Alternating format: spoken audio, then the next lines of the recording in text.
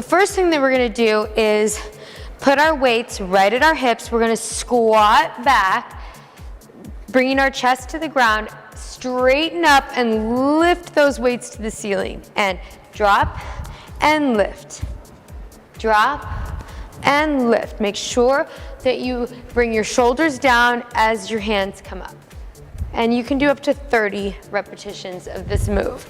The next one, you're gonna bring your arms all the way into your sides, bent and lifted. Bring them in, and you're gonna extend them straight above your head. Drop and extend. And again, you can do up to 30 of these repetitions.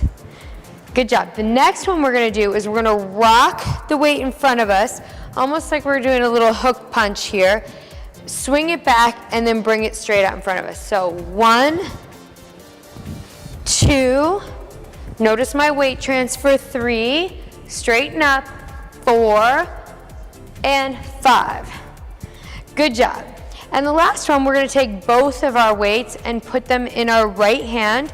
We're gonna reach at a diagonal to the ground. We're shifting our weight onto our left foot as we extend our right arm up to a high V. So dip and lift. Dip, lift. 4 and 5. Good job. That move you can do 20 of on each side. Great job.